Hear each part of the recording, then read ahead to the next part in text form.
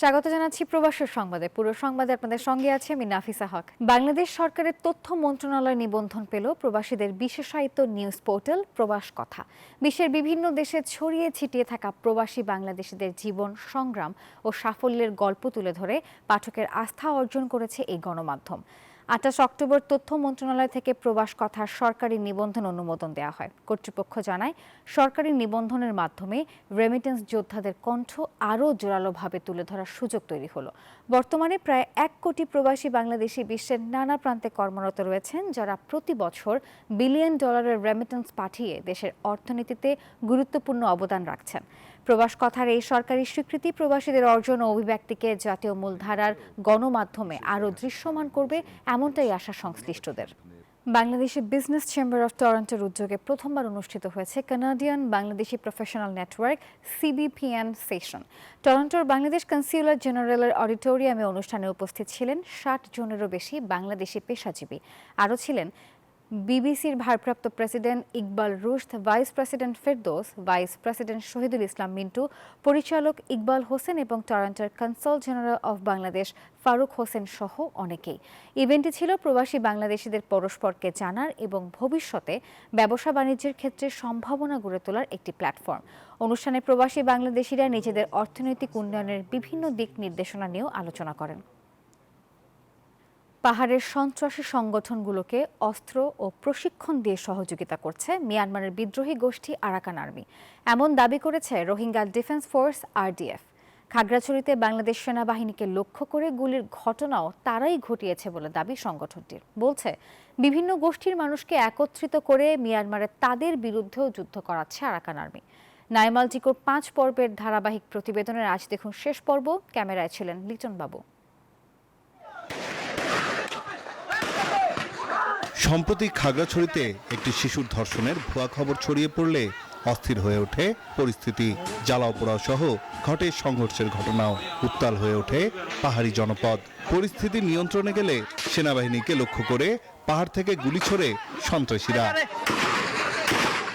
তাদের কাছে ভারী অস্ত্র, অটোমেটিক রাইফেল, AK-47 সহ LMG রয়েছে, M2 রয়েছে। RDF এর দাবি, এসব অস্ত্র বাংলাদেশের পাহাড়ি সন্ত্রাসীদের সরবরাহ করছে আরাকান আর্মি। এছাড়া সশস্ত্র প্রশিক্ষণও দেয়া হচ্ছে এসব সংগঠনের নতুন সদস্যদের। যেগুলো উপজাতি আছে এদেরকে প্রশিক্ষণ দিচ্ছে, আর হইলো অস্ত্রগুলো আরাকান আর্মি দিচ্ছে এদেরকে। তাদের দাবি, এসব সন্ত্রাসী সংগঠনের লোকদের প্রশিক্ষিত করে মিয়ানমারে তাদের বিরুদ্ধেই যুদ্ধ করানো হচ্ছে। প্রমাণ বলতে গেলে এইখানে যেগুলো উপজাতি আছে, সব উপজাতি আরাকানে যুদ্ধ করতেছে আমাদের বিরুদ্ধে। আরাকান আর্মির প্রশিক্ষিত সন্ত্রাসী সংগঠনগুলোর মধ্যে JSS কুকিচিন আছে বলেও দাবি মিয়ানমারের যুদ্ধে লিপ্ত সশস্ত্র সংগঠন RDF এর। Naim Alchiko, news 24, Myanmar. আসন্ন নির্বাচনে আওয়ামী লীগকে অংশ নিতে না দেয়ায় দলের বিপুল সংখ্যক সমর্থক ভোট বয়কট করবে। রয়টার্সকে দেয়া সাক্ষাৎকারে কথা বলেছেন ক্ষমতাচ্যুত প্রধানমন্ত্রী শেখ হাসিনা। তিনি আভাস দিয়েছেন, আওয়ামী লীগের নেতৃত্বে তিনি বা তার পরিবারের কেউ আর নাও থাকতে পারেন। সাক্ষাৎকারে হাসিনা আরও বলেন, আওয়ামী লীগকে বাদ দিয়ে নির্বাচনের মাধ্যমে গঠিত কোনো সরকারের অধীনে তিনি দেশে ফিরবেন না। আপাতত ভারতে থাকার পরিকল্পনাও করছেন। এদিকে শেখ হাসিনার এই সাক্ষাৎকারের বিষয়ে জানতে চাইলে প্রেস সচিব শফিকুল আলম বলেন, ক্ষমতাচ্যুত প্রধানমন্ত্রীর সাক্ষাৎকার গ্রহণ কিংবা প্রচার সংক্রান্ত বিষয়ে মন্তব্য করার এখতিয়ার আন্তর্জাতিক অপরাধ ট্রাইব্যুনালের। এই বিষয়ে আমাদের যে ইন্টারন্যাশনাল ক্রাইমস ট্রাইব্যুনাল তারা কথা বলবেন। আমরা এই বিষয়ে আগে আমি তার ইন্টারভিউটা পড়ি, তারপরে আমরা এটার বিষয়ে কমেন্ট করতে পারবো। আমাদের ICD করবেন। তবে একটা বিষয় সবসময় আমরা বারবার বলছি এবং এখন UN এর রিপোর্টেও এটা ইস্টাবলিশ যে এই 21শ শতাব্দীতে ওনার চেয়ে বড় তো খুনি বা হিউম্যান রাইটস ভায়োলেশন এরকম ভয়ানকভাবে কেউ করেন নাই। বাংলাদেশ জাতীয়তাবাদী যুবদলের ৪৭তম প্রতিষ্ঠা বার্ষিকী উপলক্ষে আবুধাবি মোসাফফা যুবদলের উদ্যোগে সংযুক্ত আরব আমিরাতে এক আলোচনা সভা অনুষ্ঠিত হয়েছে। আবুধাবির সানাইয়ায় একটি হোটেলে মোসাফফা যুবদলের সভাপতি মোহাম্মদ শাহজাহান মিয়ার সভাপতিত্বে ও সাধারণ সম্পাদক মোহাম্মদ হাবিবুর রহমানের পরিচালনায় প্রধান অতিথি ছিলেন আমিরাত বিএনপির কেন্দ্রীয় কমিটির সিনিয়র সদস্য মুসা আল মাহমুদ চৌধুরী। বিশেষ অতিথির বক্তব্য রাখেন ব্যবসায়ী মোহাম্মদ আব্দুল জলিল, মোহাম্মদ মাসুম মিয়া, সহসভাপতি ওসমান পাটোয়ারি, যুগ্ম সম্পাদক ইলিয়াস অভি সহ আরও অনেকে। প্রবাসীদের প্রথম ভোট ধানের শীষের পক্ষে হোক। আগামী জাতীয় সংসদ নির্বাচনকে কেন্দ্র করে এই স্লোগানে ইতালির রাজধানী রোমে প্রবাসীদের অংশগ্রহণে বিএনপির গণসংযোগ কর্মসূচি অনুষ্ঠিত হয়েছে। নির্বাচনকে কেন্দ্র করে পদযাত্রায় লিফলেট বিতরণ সহ নানা কার্যক্রম পরিচালনা করে দলটির রোম মহানগরের নেতাকর্মীরা। শহরটির ভিত্তরীয় এলাকায় অনুষ্ঠিত এই কর্মসূচিতে প্রবাসীদের অনলাইন ভোটে অংশ নিতে উৎসাহিত করা হয়। সেই সঙ্গে প্রবাসীদের কাছে বিএনপির ভারপ্রাপ্ত চেয়ারম্যান তারেক রহমানের ঘোষিত ৩১ দফার লক্ষ্য ও অঙ্গীকার তুলে ধরেন নেতারা। ৪৭তম প্রতিষ্ঠা বার্ষিকী উপলক্ষে বাংলাদেশ জাতীয়তাবাদী যুবদল মালয়েশিয়া শাখার উদ্যোগে দোয়া ও আলোচনা সভা অনুষ্ঠিত হয়েছে। কুয়ালালামপুরে এক রেস্টুরেন্টে আয়োজিত অনুষ্ঠানে সভাপতিত্ব করেন যুবদল মালয়েশিয়া শাখার গণশিক্ষা বিষয়ক সম্পাদক মোহাম্মদ ফারুক হোসেন। প্রধান অতিথি কুয়ালালামপুর মহানগর যুবদলের সাধারণ সম্পাদক BM রাসেল রানা। যুবদল কুয়ালালামপুর মহানগর শাখার যুগ্ম সাধারণ সম্পাদক মোহাম্মদ ইফতেখার হোসেন বাপ্পির সঞ্চালনায় বিশেষ অতিথি ছিলেন কুয়ালালামপুর মহানগর যুবদলের সিনিয়র সহসভাপতি মোহাম্মদ মেহেদি হাসান সহ আরও কয়েকজন। লন্ডনে বালাগঞ্জ ওসমানীনগর যুব সমাজের উদ্যোগে বর্ণাঢ্য সাংস্কৃতিক অনুষ্ঠান অনুষ্ঠিত হয়েছে।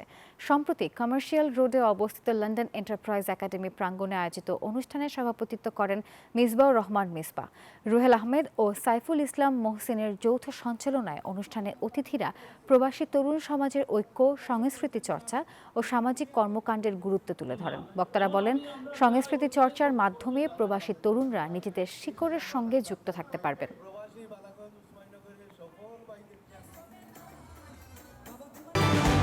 ডিসেম্বরের প্রথম সপ্তাহে আগামী জাতীয় সংসদ নির্বাচনের তারিখ জানাবে নির্বাচন কমিশন। আর 15 নভেম্বরের মধ্যে নির্বাচনের প্রস্তুতি সম্পন্ন করার নির্দেশ দিয়েছেন প্রধান উপদেষ্টা ডক্টর মোহাম্মদ ইউনূস। বলেন, নির্বাচন বানচালের যে কোনো প্রচেষ্টা রুখে দিতে হবে। বুধবার দুপুরে প্রধান উপদেষ্টার রাষ্ট্রীয় বাসভবন যমুনায় নির্বাচনের প্রস্তুতি বিষয়ক উচ্চ পর্যায়ের বৈঠক অনুষ্ঠিত হয়। আর এরপরে ব্রিফিংয়ে এসব তথ্য জানিয়েছে প্রেস সচিব শফিকুল আলম। দীর্ঘদিন সুষ্ঠু ও উৎসব মুখর নির্বাচন না হওয়ায় এবারের সংসদ নির্বাচন নিয়ে ব্যাপক আগ্রহ আছে জনমনে। নির্বাচন কমিশনের পক্ষ থেকে রোডম্যাপ ঘোষণা করা হলেও কবে কখন ভোট হবে এ নিয়ে আছে নানা প্রশ্ন। প্রেস সচিব জানান, ডিসেম্বরের প্রথম সপ্তাহে জানা যাবে ভোটের দিনক্ষণ। ইলেকশনের ডেটটা ঘোষণা করবেন ইলেকশন কমিশন এবং ওনারা এই বিষয়ে বলেছেন তো সম্ভবত ডিসেম্বরের ফার্স্ট উইকে ওনারা জানাবেন। নির্বাচনের প্রস্তুতি বিষয়ক উচ্চ পর্যায়ের বৈঠকে সভাপতিত্ব করেন প্রধান উপদেষ্টা। উপস্থিত ছিলেন নির্বাচন কমিশন, বিভিন্ন মন্ত্রণালয়, সেনাবাহিনী, পুলিশ ও র্যাবের শীর্ষ কর্মকর্তারা। অংশ নেন স্বরাষ্ট্র উপদেষ্টা। প্রায় 2 ঘন্টার আলোচনায় গুরুত্ব পায় নির্বাচনকে উৎসব মুখর ও শান্তিপূর্ণ করার নানা পদক্ষেপের বিষয়ে। বৈঠকে জানানো হয়, আগের যে কোনো ভোটের চেয়ে সেনাবাহিনী সহ আইন শৃঙ্খলা বাহিনীর সদস্যদের উপস্থিতি অনেক বেশি থাকবে। নির্বাচনের আগে ও পরে সাইবার, AI সহ নানা ষড়যন্ত্রমূলক আক্রমণ ঠেকানোর জন্য সতর্কতামূলক নির্দেশনা দেন প্রধান উপদেষ্টা। প্রধান উপদেষ্টা বলেছেন, সোশ্যাল মিডিয়ার অপপ্রচার আসবে।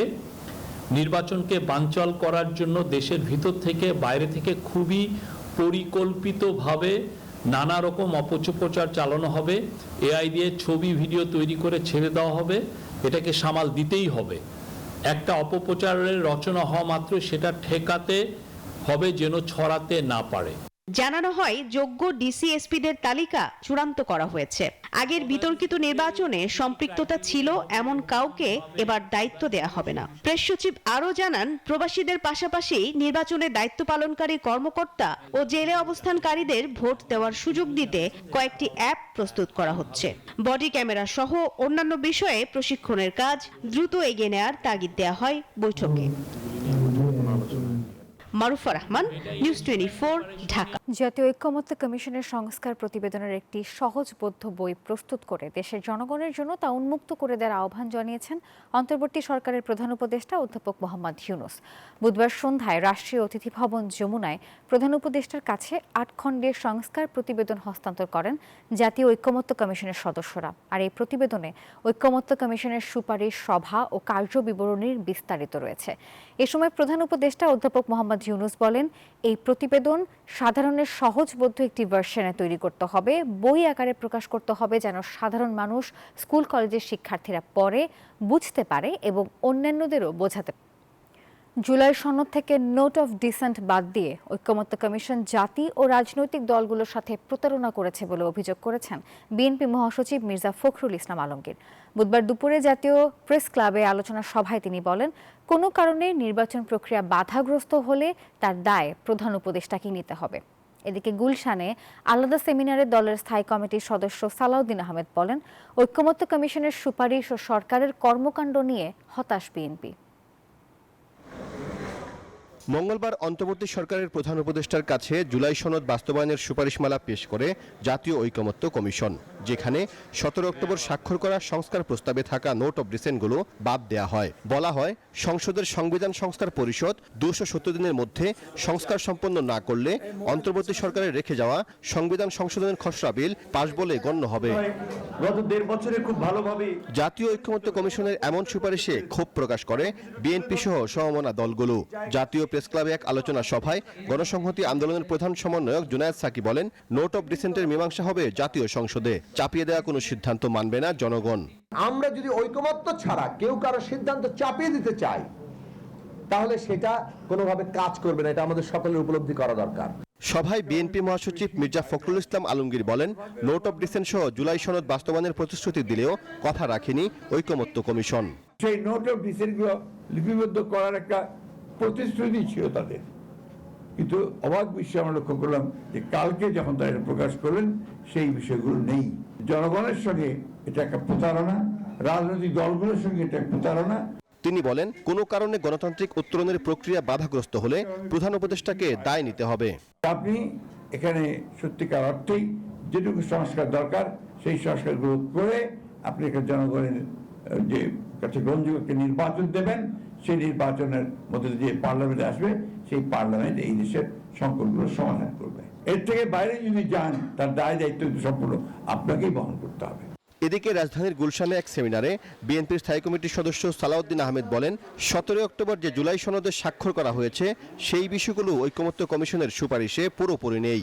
জাতীয় ঐকমত্য কমিশনের উদ্দেশ্য ছিল ঐকমত্য প্রতিষ্ঠা করা। এখন এখানে এসে এই অবস্থায় জাতীয় ঐকমত্য কমিশন যে সমস্ত প্রস্তাব দিয়েছে সেখানে শুধু জাতিতে বিভক্তি হবে, অনৈক্য হবে এবং এখানে কোনো ঐকমত্য হবে না। এর ভিত্তিতে তারা কি অর্জন করতে চায় আমরা জানি না। আমরা তাদের ঐকমত্য কমিশনের এবং সরকারের বিভিন্ন পদক্ষেপে আজকে এখানে এসে হতাশা ব্যক্ত করছি। অন্তর্বর্তীকালীন সরকারকে তত্ত্বাবধায়ক সরকারের মতো ভূমিকা পালন করতে আহ্বান জানান Salauddin Ahmed. Subordinate judiciary. Saiful Islam, news 24, Dhaka. July সনদ বাস্তবায়ন না হলে নির্বাচনের সুযোগ নেই বলে মন্তব্য করেছেন এনসিপির আহ্বায়ক নাহিদ ইসলাম। বুধবার বিকেলে রংপুরের দলীয় নেতাকর্মীদের সঙ্গে মত বিনিময়কালে এসব কথা বলেছেন তিনি। বলেন, ঐক্যমত্য কমিশনের সবশেষ দুটি সিদ্ধান্তের মধ্যে প্রথম প্রস্তাবকে সমর্থন জানায় এনসিপি। সনদ বাস্তবায়নের প্রক্রিয়া চূড়ান্ত হলে সনদে স্বাক্ষর করবেন তারা। কেউ এককভাবে সরকার গঠন করলে তার টেকসই হবে না বলেও মন্তব্য করেন তিনি। জুলাই সনদ এবং এরপরে বিচারের রোডম্যাপ আমরা বলে আসছি যে জুলাই গণহত্যার বিচার, এই বিচারের একটা রোডম্যাপ সরকারকে অবশ্যই নির্বাচনের আগে দিতে হবে এবং নির্বাচনের জন্য যে লেভেল প্লেইং ফিল্ড, নির্বাচন কমিশনকে আমরা বলে আসছি এটা পুনর্গঠন প্রয়োজন। নির্বাচন কমিশনে জনগণের এবং রাজনৈতিক দলের আস্থা হারাচ্ছে এবং ফেব্রুয়ারিতে নির্বাচন হতে হলে আসলে এই বিষয়গুলো দ্রুতই সমাধানের দিকে যেতে হবে এবং আমরা আশা গণভোটের সাথে উচ্চকক্ষে পিআরের বিষয়টিও জড়িত দাবি করে নির্বাচনের আগে গণভোটের মাধ্যমে সমাধানে পৌঁছানোর আহ্বান জানান জামাত ইসলামের নায়েবে আমির ডক্টর আব্দুল্লাহ মোহাম্মদ তাহের। সকালে রাজধানীর মগবাজারে দলটির কেন্দ্রীয় কার্যালয়ে কমনওয়েলথের সফররত প্রতিনিধি দলের সাথে বৈঠক শেষে এ মন্তব্য করেন তিনি। গণভোট নির্বাচনের দিনই হলে গণভোটের সেখানে কোনো গুরুত্বই থাকবে না এবং ইস্যুটা মার খেয়ে যাবে, কারণ জাতীয় নির্বাচনের সময় প্রত্যেকটি প্রতিদ্বন্দ্বী দল তার প্রার্থীকে জিতানোর জন্যে তারা নিজেরা এত বেশি পেরেশান থাকবে যে গণভোটের কি অবস্থা, গণভোট দেওয়ার জন্য লোকদেরকে বলা একসাথে, এটা আসলে মাইন্ড থেকেই চলে যাবে। চিত্রনায়ক সালমান শাহ হত্যা মামলার 9 দিন পরও গ্রেপ্তার হয়নি স্ত্রী সামিরা, খলনায়ক ডন সহ দেশে থাকা আসামিরা।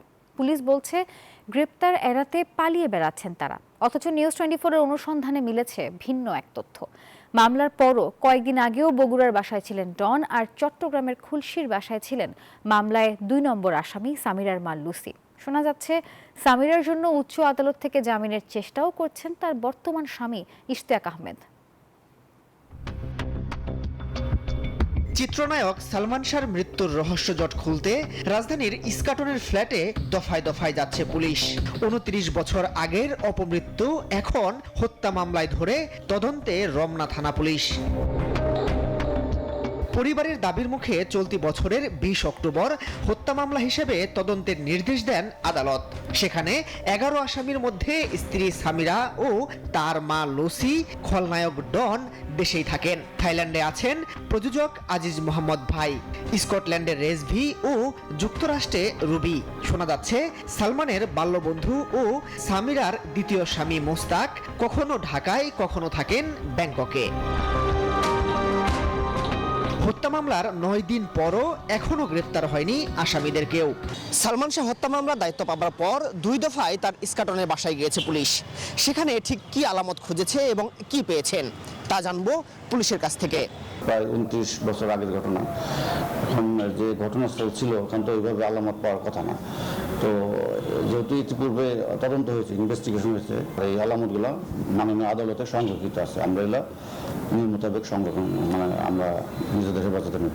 পুলিশের দাবি আসামিরা সবাই পলাতক। হত্যা মামলায় সামিরার ঢাকা এবং চট্টগ্রামের বাড়ি নজরদারিতে রেখেছে পুলিশ। তথ্য বলছে চট্টগ্রামের খুলশী থানার পাশেই সামিরার বাবার বাড়ি। চলুন সেখান থেকে ঘুরে আসি।